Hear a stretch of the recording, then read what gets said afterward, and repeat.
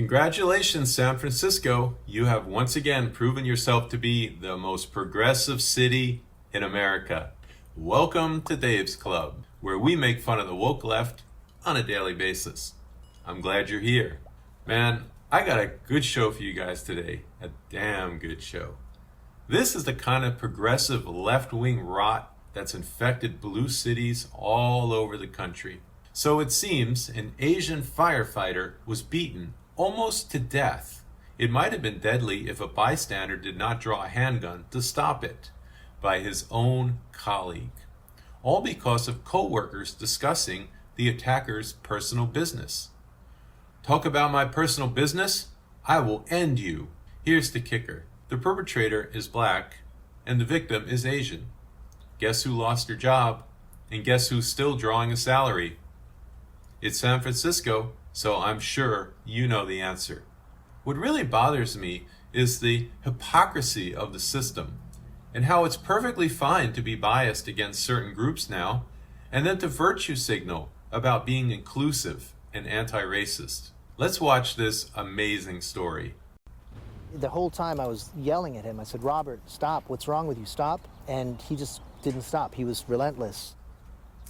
This San Francisco firefighter is talking publicly for the first time about a brutal attack that he says ended his career. Another firefighter charged with beating him with a hydrant wrench. The I-Team's Dan Noyes first told you about this case 2 years ago, but now the victim has decided to speak about what happened. And Dan is here to explain why he's talking at this moment in a story you'll see only on 7. Dan. Well, Dan and Kristen, connected to this attack, Gabriel Shin has filed a federal civil rights lawsuit that asks a basic question. Why was the victim forced out of the San Francisco Fire Department while the suspect still works there? Why? We know why. It's San Francisco. That's why. San Francisco firefighter Robert Muhammad had a family crisis in July 2021. We won't discuss details out of respect for his privacy, but his colleagues were concerned about him. People offered to cook for him. People offered to work his shifts for free. And he rebuffed my offers. But I've never had a conflict with him prior to this. 6 months after that family crisis, firefighter Gabriel Shin tells me, Muhammad called to ask who in the firehouse was talking about his private business. Robert, I said, I take ownership for speaking about that, because we were concerned for you, but I'm not going to tell you who told me. And he said the next time he sees me, he's going to hurt me. He said that? Yeah, well, I mean, he used a pejorative, but yes. Well, I'd like to know what he said. The next time I see you, I'm going to you up. That's exactly what he said. Court records show that 2 days after that phone call, Robert Muhammad used a computer at Station 25 to retrieve Shin's work schedule and his home address, and left the station with what's called a hydrant spanner, a heavy brass wrench measuring 15 inches. Mr. Muhammad was not messing around. He was preparing. He was going to F somebody up.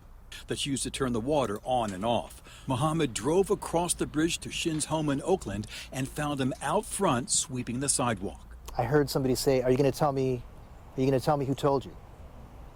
And I turned around. I said, "Robert, what are you doing here?" He said, "Who are you protecting?"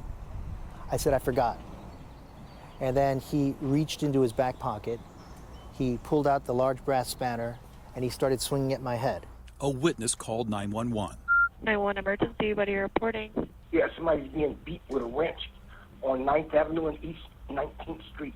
Court records allege Muhammad swung the wrench at Shin's head approximately 12 times, breaking his arms as he tried to protect himself, giving him a concussion.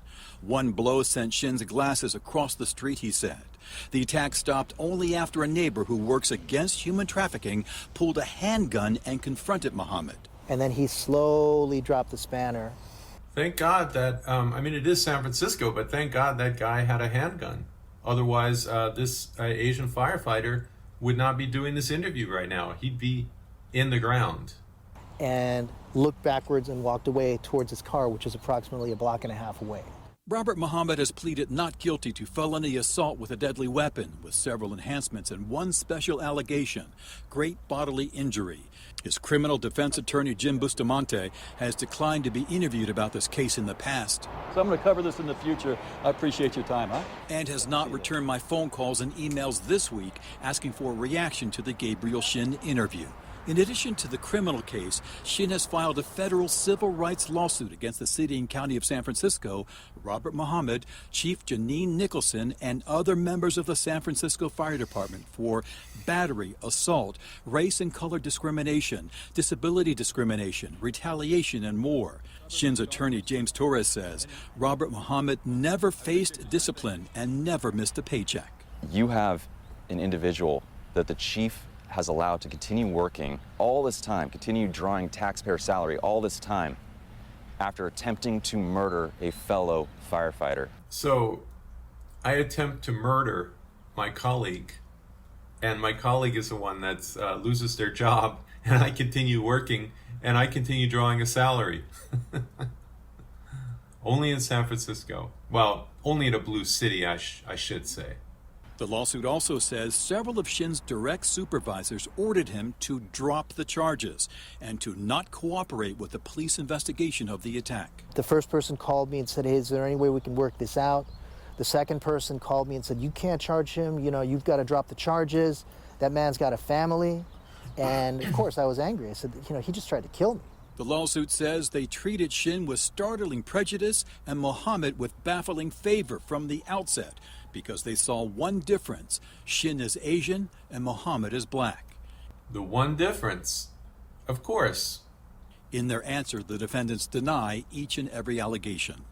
Still recovering from his injuries and PTSD, Gabriel Shin refused a fire department interrogation, which he believed would be not about the attack, but focused on who was talking about Robert Muhammad's family crisis. Within days of that, Chief Nicholson and those deputies took away his pay. They took away his health insurance before he could even recover from those injuries. No response from Chief Nicholson, and City Attorney David Chu's office emailed me that we will continue to respond to the complaint in court. The city attorney has arranged outside counsel for all those defendants. One other item from the federal court file. San Francisco Police.